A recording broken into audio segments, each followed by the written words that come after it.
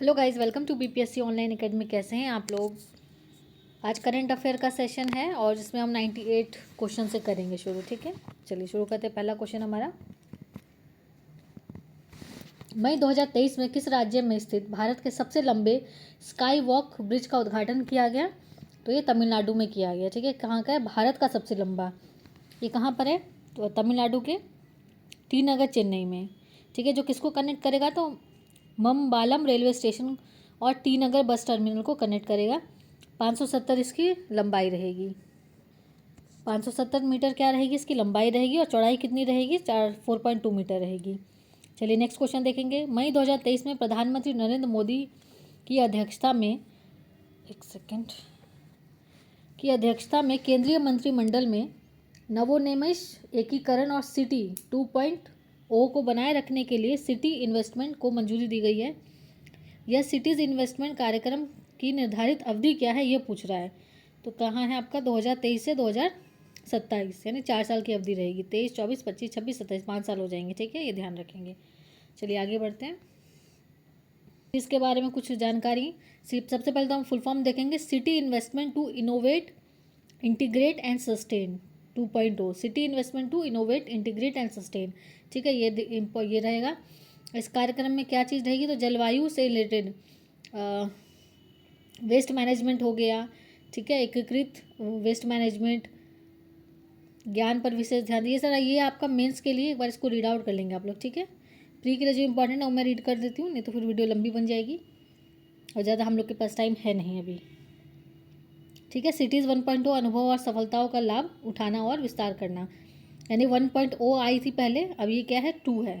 ठीक है, पहले आ चुकी है। ये मेंस में लिखा जा सकता है इसको, कहाँ पे, वेस्ट मैनेजमेंट हो गया, जलवायु से रिलेटेड कोई चीज़ है तो वहाँ पे हम लोग इसको यूज़ कर सकते हैं।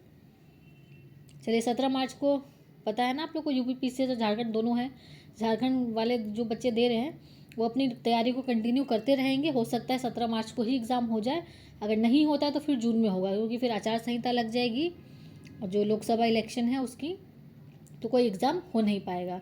जो पहले से डेट दे रखी है जिस एग्ज़ाम की वो तो होगा, लेकिन 17 मार्च को अगर नहीं हुआ झारखंड का तो फिर वो जून में ही जाएगा। ठीक है,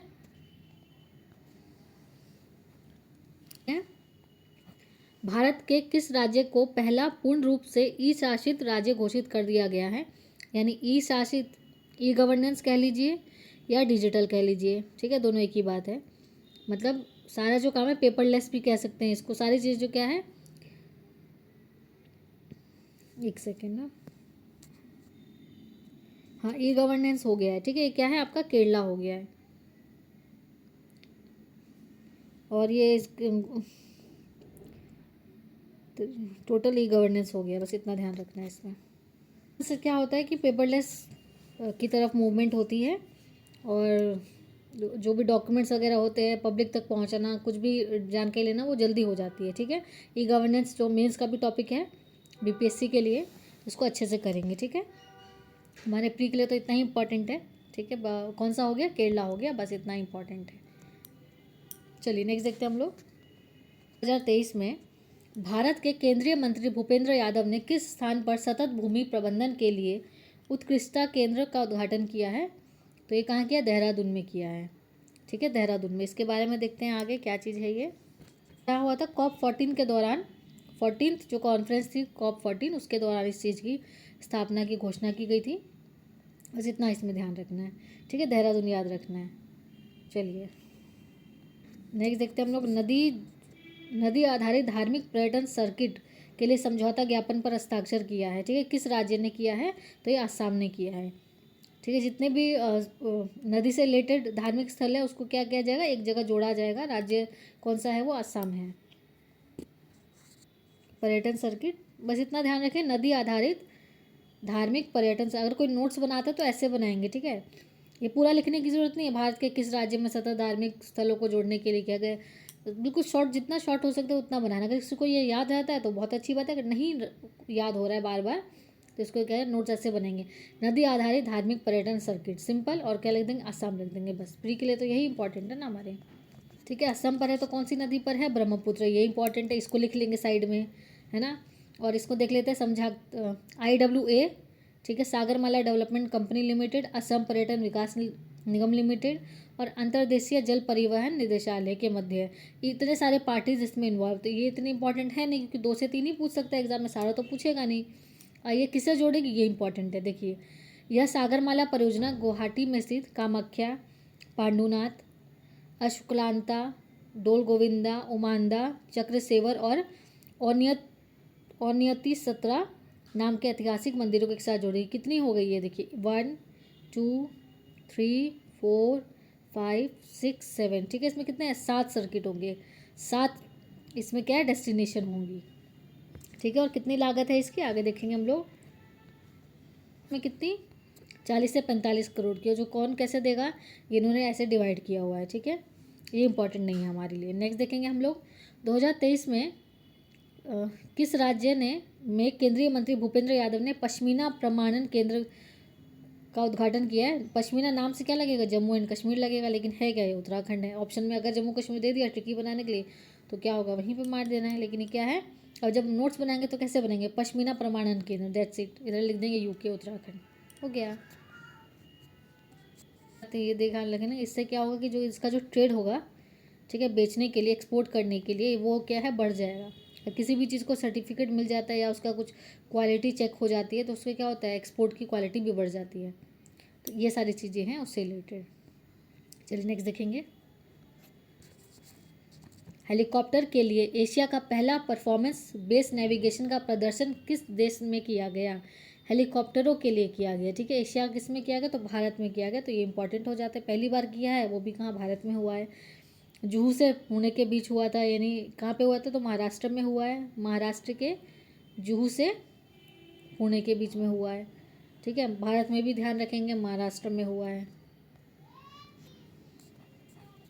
उसको नेविगेट किससे किया जाएगा, तो गगन से किया जाएगा। गगन क्या है, हमारा इंडिया का अपना जीपीएस सिस्टम है। फुल फॉर्म देखेंगे इसकी, GPS aided geo augmented navigation, ठीक है। और इसरो, गगन और इसरो दोनों की सहायता रहेगी इसमें, ठीक है। और एयरपोर्ट अथॉरिटी द्वारा संयुक्त रूप से विकसित किया जाएगा।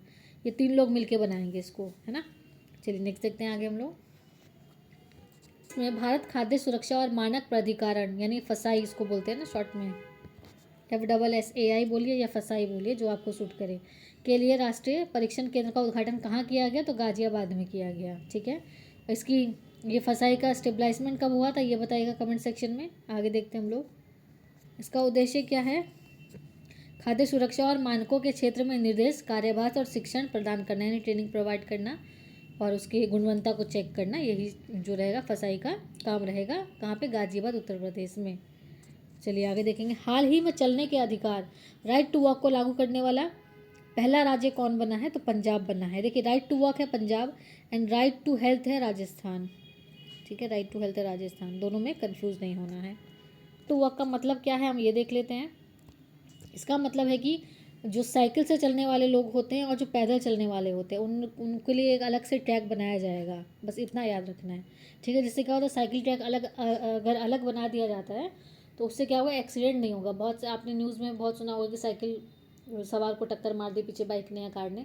अगर ये अलग बन जाती हैं, अलग ट्रैक बन जाते हैं, वैसे होते हैं अलग ट्रैक, लेकिन उसका उपयोग ज़्यादा लोग नहीं करते हैं, मतलब हर जगह नहीं होती है। कुछ हाईवे में देखेंगे आप, साइड में कुछ जगह है, कुछ मीटर्स पर है, लेकिन फिर वो आगे जाके नॉर्मल हाईवे ही बन जाता है। तो इससे क्या होता है, पूरी तरीके से तो सेफ़ नहीं हुआ ना ये।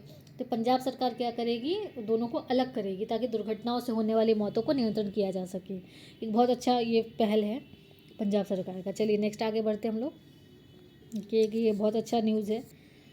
2023 में कौन सा राज्य महात्मा गांधी ग्रामीण रोजगार गारंटी स्कीम के अंतर्गत श्रमिकों के लिए कल्याण कोष शुरू करने वाला भारत का पहला राज्य बन गया है। कौन बन गया, केरल। कल्याण कोष यानी जैसे प्रोविडेंट फंड कह सकते हैं इसको, ठीक है। केरल बन गया है। उसका 60 वर्ष जो पूरा करेगा उसको क्या मिलेगा, श्रमिक को पेंशन मिलेगी, ठीक है। पात्र को चिकित्सा उपचार, शिक्षा और विवाह के लिए वित्तीय सहायता व अन्य लाभ भी मिल सकेगा। श्रमिकों को कोष में 50 रुपये की मासिक राशि भुगतान करने की आवश्यकता है और उतनी ही राशि कौन करेगी, सरकार भी करेगी। देखिए, सबसे इम्पॉर्टेंट बात हम लोग के लिए कि एज लिमिट क्या है इसमें, 18 से 55 वर्ष के लोग जो है उसको जमा कर सकते हैं। और 20 दिन कम से कम जो है वो अकुशल कार्य में शामिल होना आवश्यक है, साल में, 1 साल में, ठीक है। कि आवेदन जिस साल वो आवेदन करेंगे उस साल कम से कम 20 दिन उन्होंने अकुशल यानी अनस्किल्ड कार्य में काम किया होना चाहिए, जिनकी उम्र 18 से 55 होनी चाहिए। ठीक है, जब वो 60 साल के होंगे तो उनको उतने ही, जितना वो जमा करेंगे उस हिसाब से उनको पेंशन दी जाएगी। जैसे 55 साल में अगर कोई भाग लेता है तो उसको आने वाले 5 साल के बाद उसको पेंशन मिलनी शुरू हो जाएगी। जो 18 साल से देता है उसको और ज़्यादा पेंशन मिलेगी। यानी जो जैसी जिस साल में राशि जमा करेगा उसको उसी के हिसाब से क्या है, पेंशन मिलेगी। ठीक है, चलिए आगे बढ़ेंगे हम लोग। राष्ट्रीय ताप विद्युत निगम और nuclear power corporation of India limited द्वारा संयुक्त उद्यम के अंतर्गत कितने न्यूक्लियर पावर प्लांट शामिल हैं? तो कितने हैं? 2 हैं। ठीक है, 2 हैं। संचालन कौन करता है? संचालन तो यही करते हैं ना, एनटीपीसी और एनपीसीआईएल। 2 है इसका। एक एक है चुटका मध्य प्रदेश में, दूसरा है राजस्थान के माही बांसवाड़ा में। ये इंपॉर्टेंट है, ये देखिए कभी भी अगर पूछेगा ना तो ये ऐसे पूछ सकता है डीपली क्वेश्चन। अब ऊपर ऊपर से क्वेश्चन पूछना भूल ही जाइए किसी भी एग्जाम में। कांस्टेबल के एग्जाम में भी इतना डीपली क्वेश्चन पूछा जा रहा है, तो स्टेट पीसीएस में तो ये सवाल ही नहीं होता कि इतना सिंपल पूछेगा। तो जो पूछेगा ये पूछ सकता है, एक दोनों कहाँ पर है। ठीक है, अब खाली स्टेट जानने से नहीं होगा, स्टेट में भी कहाँ हो रहा है ये जानना इंपॉर्टेंट है। चलिए आगे देखेंगे हम लोग। कर्नाटक विधानसभा में 2023 में किस पार्टी ने सर्वाधिक सीटें प्राप्त की? तो इंडियन नेशनल कांग्रेस ने करी। चलिए, कर्नाटक ने करी तो कांग्रेस ने करी। टोटल कितनी सीट है विधानसभा की? तो 224 सीट हैं। जो बहुमत के लिए कितनी चाहिए थी? 113 चाहिए थी। कांग्रेस को कितनी मिली? कांग्रेस को मिली 135। कांग्रेस को मिली है 135। ठीक है, मुख्यमंत्री कौन है? सिद्धरमैया। और उप मुख्यमंत्री कौन है? DK शिव कुमार, जो कि दोनों कांग्रेस से हैं। चलिए आगे बढ़ेंगे। ठीक है, ये परसेंटेज भी देख लीजिए। बीजेपी को कितनी मिली है? तो 66 मिली है। JDS को मिली है 19, और स्वतंत्र को मिली, इंडिविजुअल जो बनते हैं उनको 2 सीट मिली है। ठीक है, बस इतना ध्यान रखना है इसमें। चलिए आगे देखेंगे। अप्रैल 2023 में सौराष्ट्र तमिल संगम का आयोजन कहाँ किया गया? सौराष्ट्र किसको बोलते हैं? तो गुजरात को बोला जाता है। सौराष्ट्र गुजरात में किया गया। ठीक है, सोमनाथ, द्वारका एवं स्टैचू ऑफ यूनिटी यहाँ पे किया गया। ठीक है, इस कार्यक्रम में क्या है? भारत श्रेष्ठ, भारत की भावनाओं को बढ़ाना। कई सदी पूर्व बड़ी संख्या में लोग सौराष्ट्र क्षेत्र से तमिलनाडु चले गए थे।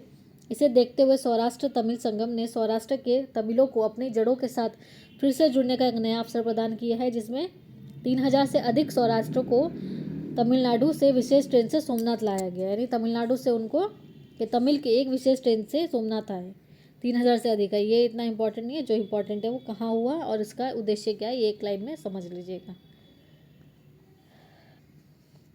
केंद्रीय गृह एवं सहकारिता मंत्री अमित शाह ने वाइब्रेंट विलेज प्रोग्राम का शुभारंभ कहाँ से किया?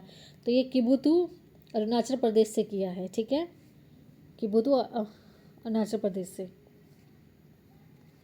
इसका मेन उद्देश्य क्या होता है? वाइब्रेंट जब भी आएगा तो मूलभूत जो इंफ्रास्ट्रक्चर है उसको खड़ा करना रहेगा, रोजगार की व्यवस्था लाई जाएगी ताकि वहाँ से पलायन कम हो, और सीमावर्ती गांवों में मूलभूत सुविधाओं को पहुंचाना। बहुत सारे ऐसे गांव हैं जो सीमा बॉर्डर पर है, दूसरे कंट्री के साथ बॉर्डर टच करते हैं नॉर्थ ईस्ट के, लेकिन उनको क्या है, वहाँ तक चीज़ें पहुँच नहीं पाती है, जो उनको सुविधा मिलनी चाहिए। ठीक है, वो पहुँच नहीं पाती है। तो ये मेन उद्देश्य है इन लोगों को क्या किया जाए, बेसिक जो फैसिलिटीज़ है वो दिया जाए। एक अभी लेटेस्ट पार्टी है जो 2023 में कौन सी थी? आम आदमी पार्टी, जो कौन सी बन गई? नेशनल पार्टी बन गई है। ठीक है, नेशनल पार्टी, आम आदमी पार्टी अब एक नेशनल पार्टी, राज्य पार्टी बन गई है। देखिए, एक तो बीजेपी सबको याद है, Congress, Bahujan Samaj Party, CPIM, National People's Party और आम आदमी पार्टी, यानी टोटल 6 है हमारी नेशनल पार्टी, ये ध्यान रखेंगे। ठीक है, और जो ममता बनर्जी बंगाल की CM जो है उनकी पार्टी थी AITMC यानी तृणमूल कांग्रेस, उसको क्या कर दिया गया? नेशनल पार्टी के दर्जे से हटा दिया गया, क्योंकि कुछ क्राइटेरिया होते हैं इसके जो फुलफ़िल नहीं करी है। बहुत सालों से ये जो थी वो फुलफ़िल नहीं करी थी, लेकिन अब जाके क्या किया गया है, जब चीज़ों को दोबारा से रीअरेंज किया गया है तो NCP, CPI और AITMC इन 3 पार्टियों को क्या कर दिया है? राष्ट्रीय पार्टी से दर्जे से हटा दिया गया। ये इंपॉर्टेंट फैक्ट है, इसको ध्यान रखेंगे। अगर ये ना पूछे, ये ज़रूर पूछेगा। ठीक है, राज्य दल नेशनल पार्टी के लिए क्या चीज़ होनी चाहिए, ये देख लेते हैं आगे हम लोग। देखिए, ये जो क्राइटेरिया होता है नेशनल पार्टी होने के लिए, ये है सारी चीज़ें। ठीक है, एक सेकेंड।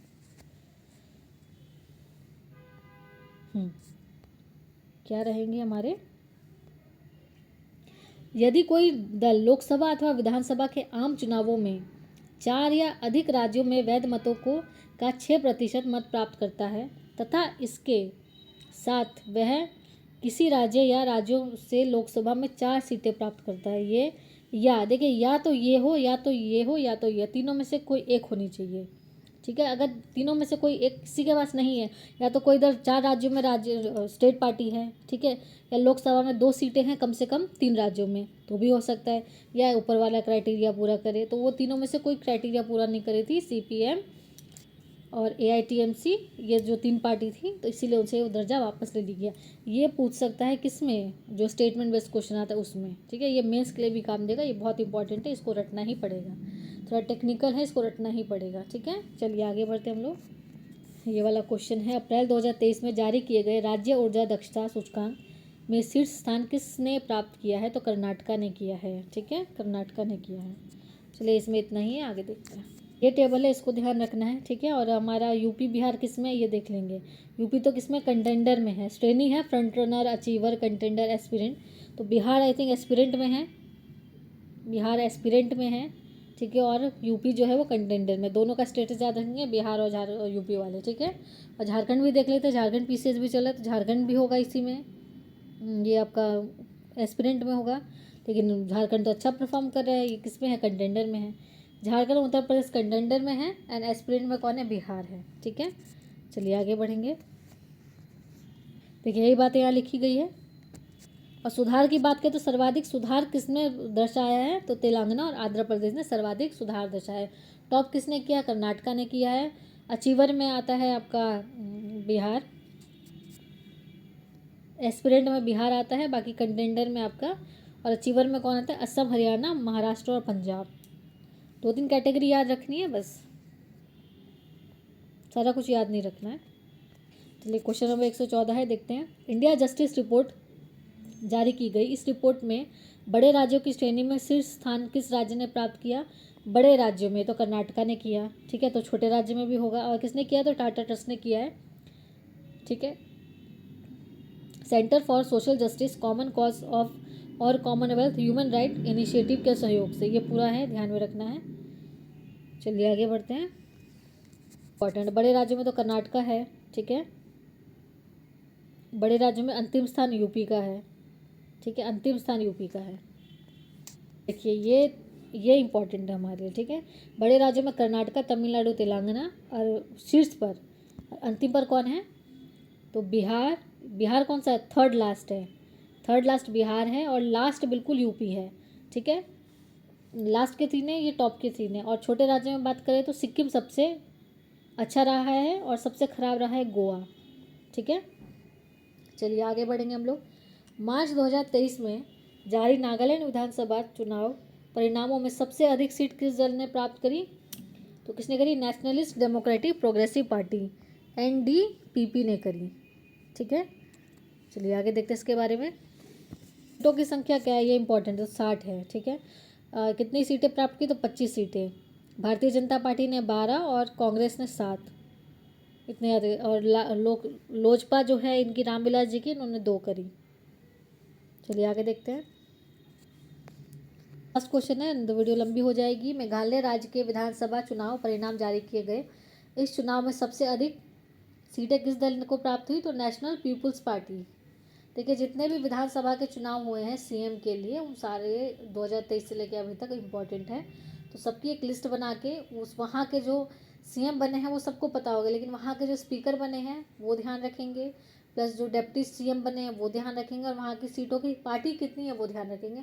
और उसमें अगर कुछ खास हुआ है, जैसे कोई महिला वहाँ से पहली बार बनी है ना, या कुछ ऐसा कुछ अनोखा हुआ है, जैसे छत्तीसगढ़ के पहली बार ट्राइबल मिनिस्टर बने हैं, चीफ मिनिस्टर, तो ऐसा कुछ डेटा है उसको ध्यान रखेंगे, क्योंकि मैच द फॉलोइंग में ये पूछा जा सकता है, UP PCS में खासकर ये पूछता है। तो ऐसे करके लिस्ट बना लेंगे और उसको एक जगह लिख लेंगे, क्योंकि हर बार मिलेगी ऊपर नीचे तो याद तो रहना पॉसिबल नहीं है ना, उसको लिस्ट बना देंगे एक जगह तो ज़्यादा अच्छी रहेगी।